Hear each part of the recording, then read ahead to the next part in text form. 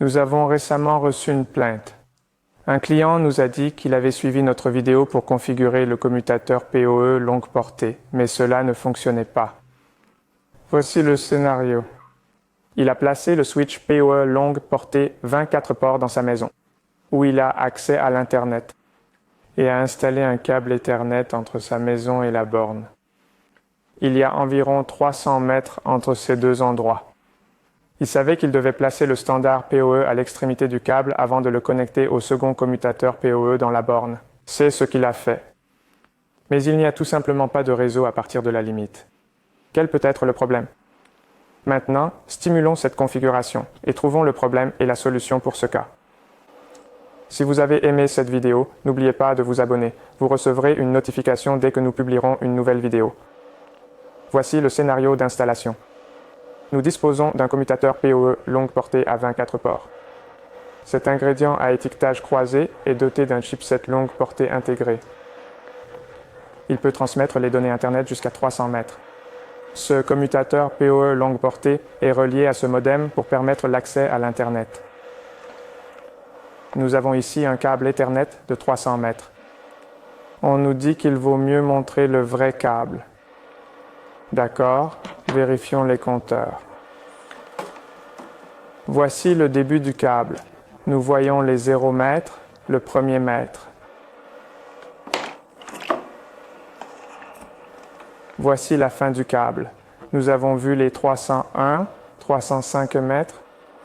Très bien, connectons le câble à l'un des ports PoE longue portée.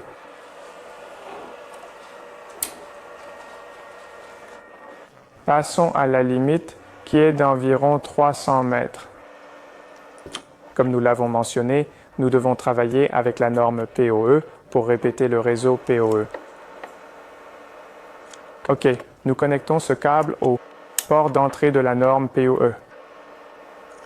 Mais le plus étrange est que les deux indicateurs sont éteints comme le mentionne le client.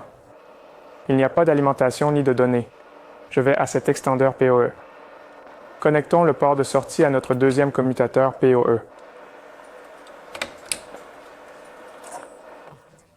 Il n'y a pas d'indicateur allumé ou éteint, ce qui signifie qu'il n'y a pas d'accès à l'Internet depuis le spawn jusqu'à la maison. Quel est le problème? Le problème est la négociation du pouvoir.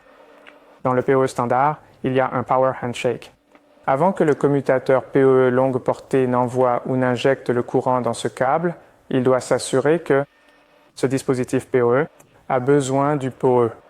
Il s'agit du commutateur PoE, mais il n'a pas besoin d'être alimenté, n'est-ce pas? Ce commutateur PoE ne fournira donc pas le retour d'informations correct au commutateur PoE à longue portée. Le commutateur PoE longue portée pensera donc qu'il ne s'agit pas d'un équipement PoE standard. Le commutateur PoE longue portée n'injectera pas l'énergie PoE dans ce câble. Finalement, cet extendeur PoE ne sera pas alimenté. Même ce port PoE n'a pas besoin d'être alimenté, ou cet extendeur PoE a toujours besoin d'alimentation. Sans alimentation, il ne peut pas établir le réseau habituel à long terme avec le commutateur PoE à longue portée. Quelle est donc la solution? Nous pouvons ajouter un dispositif. Il s'agit d'un répartiteur PoE. Nous pouvons placer ce dispositif à l'extrémité de ce câble et le connecter à ce répartiteur PoE. Nous pouvons voir que tous les indicateurs sont allumés. En ce moment, cet extendeur PoE reçoit l'alimentation du commutateur PoE à longue portée. Le répartiteur PoE sépare l'alimentation PoE des données. En outre, arrêtez l'alimentation, puisque nous n'avons pas besoin de l'alimentation. Pour ce port, n'est-ce pas? Nous avons encore besoin d'un câble pour connecter le port de sortie à notre commutateur PoE. Nous voyons que les indicateurs ne sont pas allumés, ce qui signifie que le commutateur de la grange a une connexion Internet avec le commutateur de la maison. Puisque nous sommes ici, je pense qu'il est préférable d'effectuer un test de vitesse pour vérifier la vitesse entre ces deux endroits. J'ai ajouté un serveur PC dans la maison.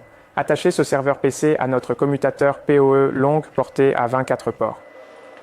Il s'agit d'un câble Ethernet de 300 mètres.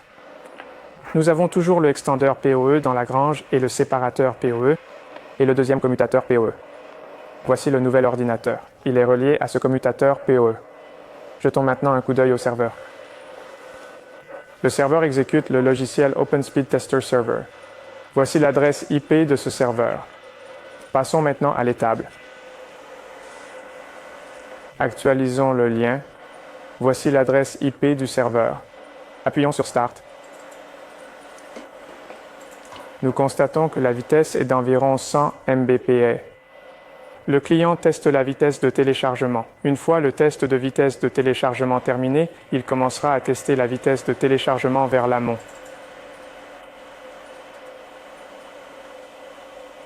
Nous constatons que la vitesse de téléchargement est à peu près la même.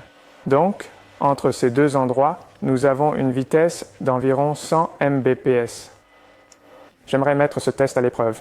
Nous disposons d'un câble Ethernet de 300 mètres. Que se passerait-il si nous augmentions la longueur du câble à 500?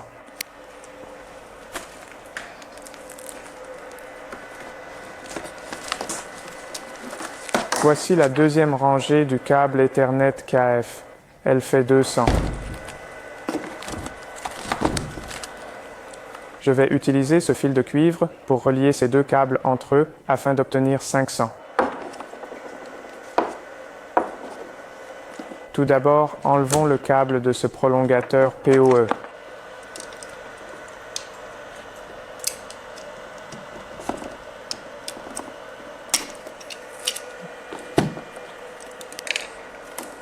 Et utilisons un fil de cuivre pour relier ces deux câbles. Et nous avons une autre extrémité de ce nouveau câble Ethernet et nous le connectons à notre prolongateur PoE.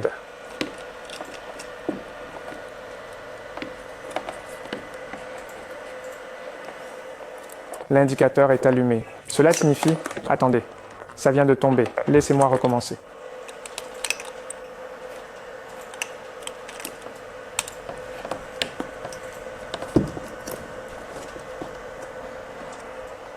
Essayons de rafraîchir le lien et appuyons sur Start. Nous voyons à peu près la même vitesse. Il s'agit également d'une vitesse de téléchargement de 100 Mbps. Attendons un peu pour tester la vitesse de téléchargement.